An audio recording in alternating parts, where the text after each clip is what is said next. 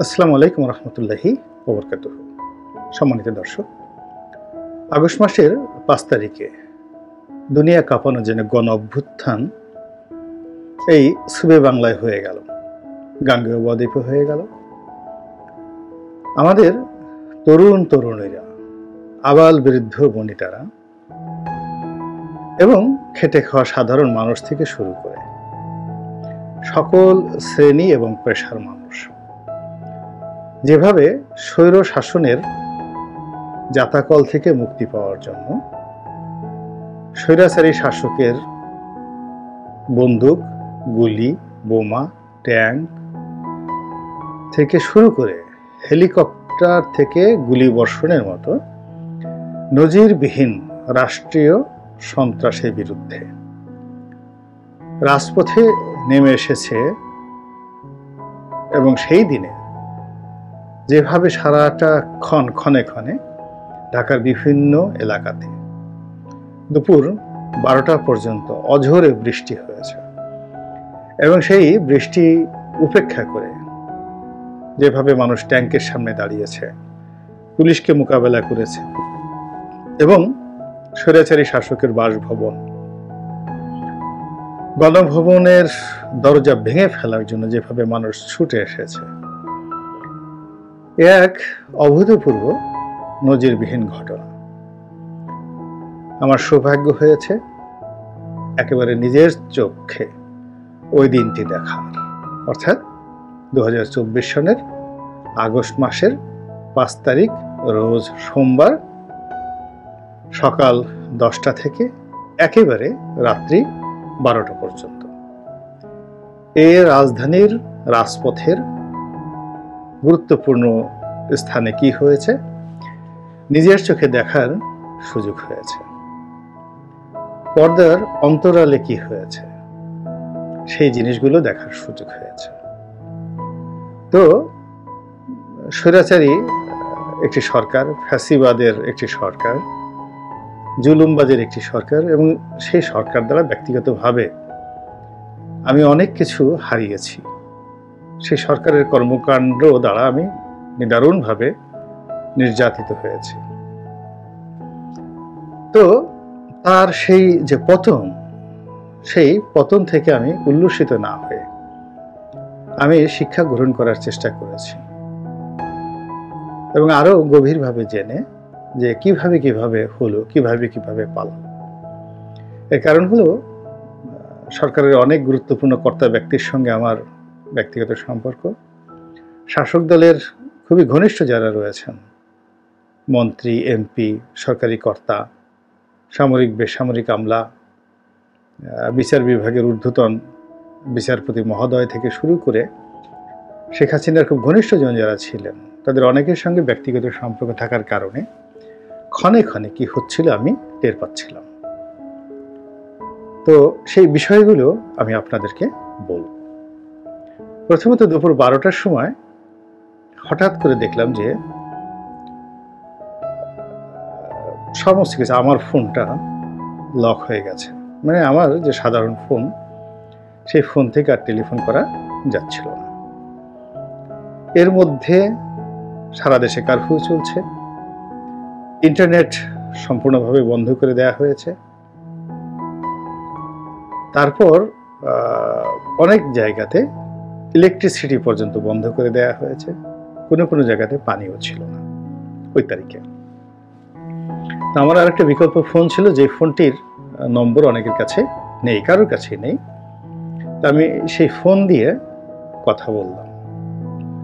বাংলাদেশের একজন নামকরা রাজনীতিবিদ, এবং আমি জানি যে তার ফোনটা ট্র্যাক হচ্ছে। আর আমার ফোনটা যেখান থেকে যাক না কেন, আমার অন্য নম্বর দিয়ে আমার যে ফোনটা নর্মালি কথাবার্তা বলি, সবাই জানে যে আমি কথা বলি এবং আমি এই সমস্ত কেয়ার করি না। এজন্য আমি যেন কথা বলতেও না পারি, ইন্টারনেট নিচে যা কিছু নিচে, তারপরে কথাও বলতে না পারি। তো এই জন্য আমার যে সাধারণ ফোনটি, সেই ফোনটি তারা লক করে দিয়েছে, আমি কথা বলতে পারছিলাম না। তো আমি অন্য একটা ফোন দিয়ে এমন একটা লোকের সঙ্গে কথা বললাম যে তার ফোন রেকর্ড হয়, এবং সরকারের যারা কর্তা ব্যক্তি তারা যেন সেই বিষয়গুলো শুনতে পারে। তো সেখানে আমি কতগুলো কথা বললাম, এবং আমি বললাম যে দুপুর 2টার সময় সেনাপ্রধান ভাষণ দেবেন এবং আমার জানা মতে প্রধানমন্ত্রীর সঙ্গে সকাল থেকে তাদের যে বৈঠকগুলো হয়েছে সেখানে জরুরি অবস্থা জারি করার একটা সিদ্ধান্ত গৃহীত হয়েছিল সরকারের অধীনে, এবং সেটাই সেনাপ্রধান দুপুর 2টার সময় বলবেন। তো 12টার সময় আমি বললাম যে সেনাপ্রধানের এই বক্তব্য তো কেউ শুনবে না, টেলিফোনে বলছি কেউ শুনবে না, এবং এর কারণ হলো ইন্টারনেট নাই, ইউটিউব নাই, ফেসবুক নাই, এবং এখন মানুষ সামাজিক মাধ্যমকে বেশি বিশ্বাস করে গণমাধ্যমের চাইতে। 2 নম্বর হলো যে টেলিভিশনকে মানুষ বিশ্বাস করে না, এক। আর হলো টেলিভিশনের যে ব্যাপ্তি এটি এখন খুব অল্প, বেশিরভাগ টেলিভিশন এখন ইন্টারনেটে চলে, কেবল টেলিভিশন খুব কম মানুষে দেখে, অনেক এলাকাতে কারেন্ট নেই। তো এসব কারণে সেনাপ্রধানের যে বক্তব্য এটি জনগণের মধ্যে কোনো প্রতিক্রিয়া সৃষ্টি করবে না। দ্বিতীয়ত, শতকরা 90% মানুষ এখন বলতে গেলে রাজপথে, যারা সিদ্ধান্ত নেবেন। তো তাদের কাছে টেলিভিশনে সেনাপ্রধানের বক্তব্য কোনো গুরুত্ব বহন করে না, আর সেনাপ্রধান বক্তব্য দেবেন এর জন্য রাজপথ ছেড়ে দুপুর 2টার সময় গিয়ে তার বক্তব্য শুনবেন আমার কাছে মনে হচ্ছে না। ইন্টারনেট চালু না করলে সেনাপ্রধানের এই বক্তব্য মাঠে মারা যাবে। এই বিষয়টি একেবারে একটা টনিকের মতো কাজ করলো, ইনজেকশনের মতো কাজ করলো। দেখলাম যে ওই দিন 15 মিনিটের মধ্যে ইন্টারনেট চালু হয়ে গেছে। আমার কাছে আগেই একটা রিপোর্ট আমি তৈরি করে রেখেছিলাম যে সরকারের পতন হবে, কেন জানি আমি একদিন আগে ভিডিওটা করে রেখেছিলাম, সরকারের পদত্যাগ এই হেডলাইন দিয়ে। আমি যখন ইন্টারনেট আসলো সঙ্গে সঙ্গে দুপুর 1টার সময় আমি ভিডিও আপলোড করে দিলাম যে সরকারের পদত্যাগ। মুহূর্তের মধ্যে সেটা ভাইরাল হয়ে গেল। এরপর হঠাৎ করে সেই 15-20 মিনিটের মধ্যেই সেই ইন্টারনেট খোলার সঙ্গে সঙ্গে জানতে পারলাম যে বিশাল মিছিল এসে যাত্রাবাড়িতে আটকে আছে। বিমানবন্দর উত্তরার যে উত্তরা থেকে বিমানবন্দর পর্যন্ত লোকজন এসে গেছে 1:15টার মধ্যে। বোঝার চেষ্টা করেন, 1:15টার মধ্যে।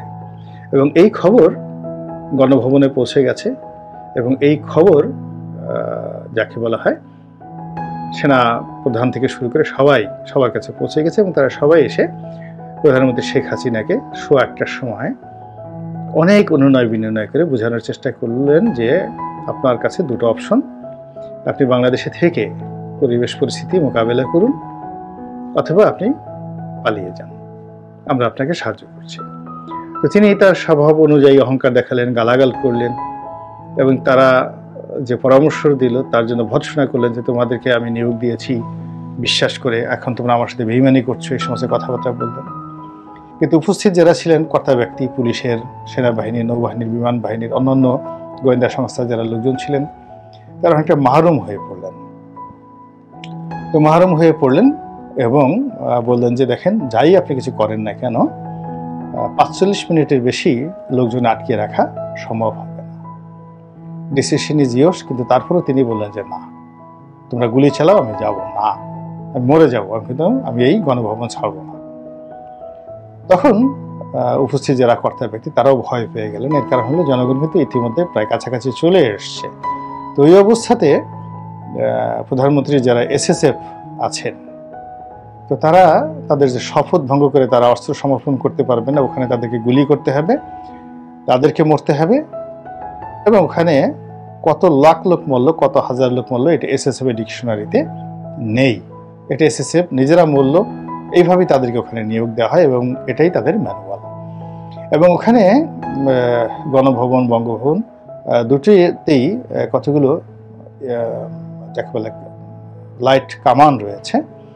তারপরে সেখান থেকে আকাশে উড়ন্ত হেলিকপ্টারকে ভূপাতিত করার জন্য টেকনোলজি রয়েছে, আর অনেক অস্ত্রশস্ত্র রয়েছে। ফলে গণভবন থেকে যদি আক্রমণ চালানো হতো তাহলে সেখানে কয়েক লাখ লোককে মেরে ফেলানো সম্ভব ছিল।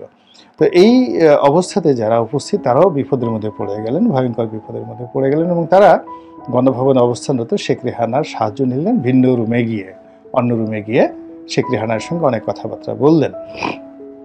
তো শেখ রেহানাও তার বোনকে বোঝানোর চেষ্টা করলেন, কিন্তু তিনি সেখানেও জিদ দেখালেন।